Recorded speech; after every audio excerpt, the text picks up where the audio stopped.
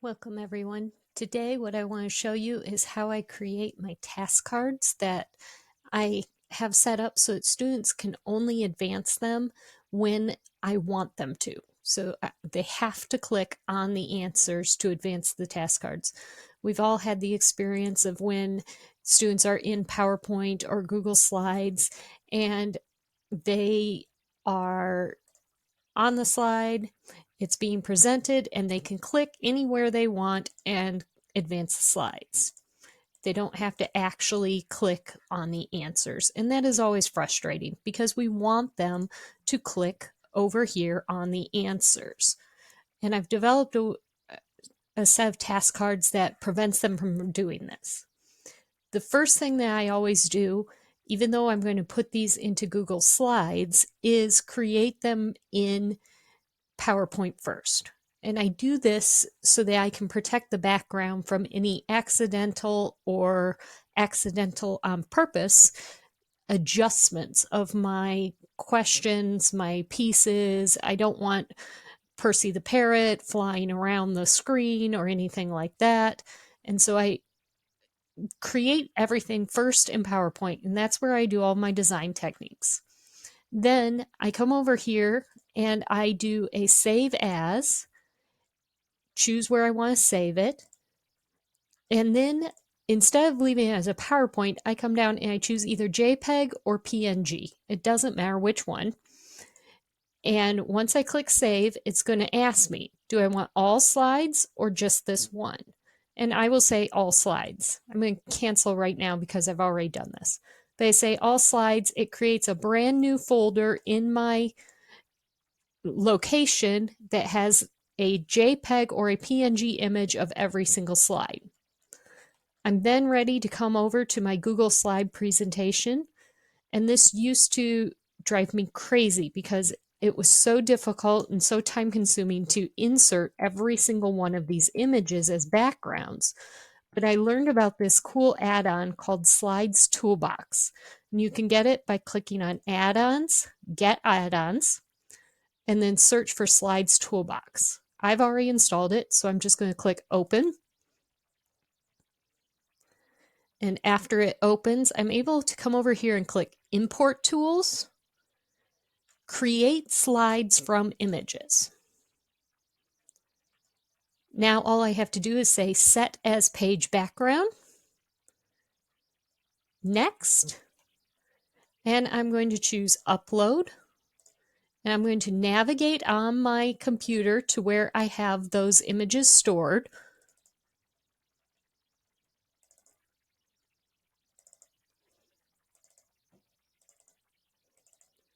And I'm going to select my first from slide 1 all the way to the end. So I select every slide for the purposes of, and I say open, upload, it will upload all of those slides for me.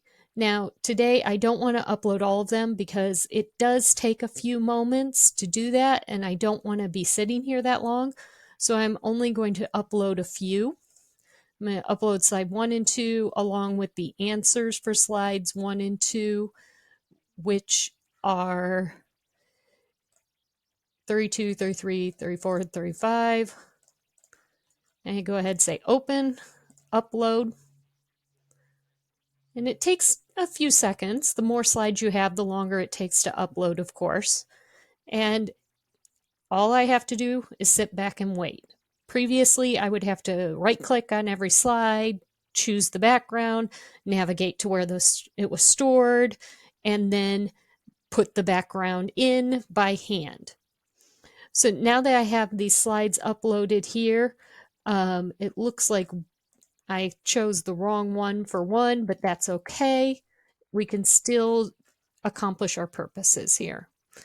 So my first slide, I don't really care where they click because they're just going to click and go on. And I can show you right now when they click, they're able to click anywhere on the slide and move. But I don't want that. So first one, okay, click anywhere you want. Second one, I only want them to be able to click on the 3 answers. So what I'm going to do, I'm going to grab a shape, a rectangle, and I'm going to make it cover the entire slide. And this, it will automatically come up with gray and a gray border. What I did to make this faster was I went ahead and I Control-C copied, and I clicked and placed it on every single slide. Then when I came back, the first thing I did was I changed the square to be transparent. I changed the border to be transparent. And then this is where the magic happens. I came over here and chose Insert Link, Slides in this presentation, and this is slide 2, so I chose slide 2 and apply. And I did that for each of my slides. Click on my rectangle, make the rectangle clear, make the border clear, link, this one slide 3, apply. Same thing for slide 4.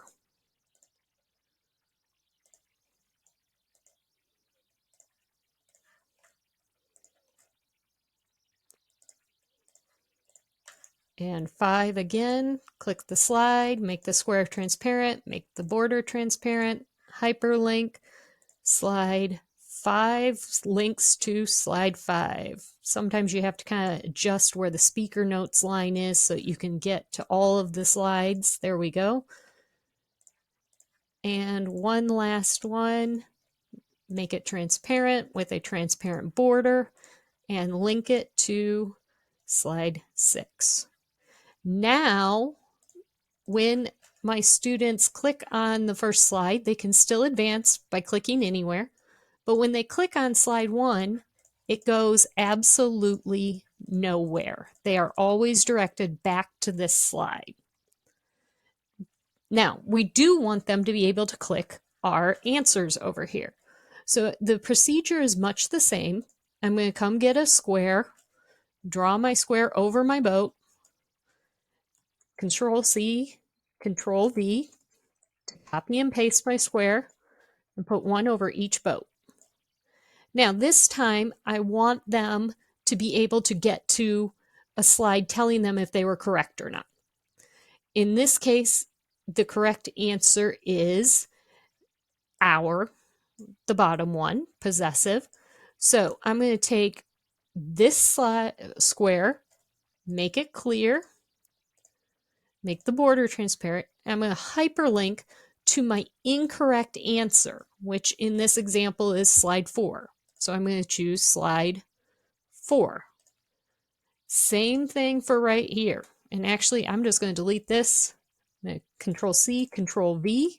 No need to redo work. And then this one is my correct answer. So I make it transparent with a transparent border. And I'm going to link it to my correct answer slide, which is slide 3. Now I have one more thing that I need to do. On my answer slide, I have my next question button. So I'm going to, again, get a shape and put it there, make it transparent, make my border transparent, and I'm going to link it to what would be the next question. So in this case, I don't have a next question, but I can link to, let's say, slide 5 could be my next question. But I just, again, choose link and choose the slide I want to link to, whatever slide that may be. Now, the nice thing about this next question one is I can Control-C copy it, come here to this one, and just paste. So on all of my answer slides, I only have to set this button up once.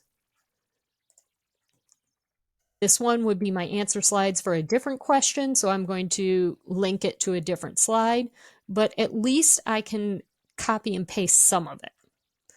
So now that we're done setting everything up, let me show you how this works. You can still click anywhere to get past the directions. Slide 1, I can click anywhere, nothing happens until I click a boat. If I click the first R, I get told, no, you are incorrect. and I could use the next question, get back, but I want to show you what would have happened if I had clicked the correct answer. So this one would also take me to the incorrect button. And if I collect the correct answer, it tells me I'm correct. And next question would hyperlink me to the next question. Okay, and I can see number 2 here.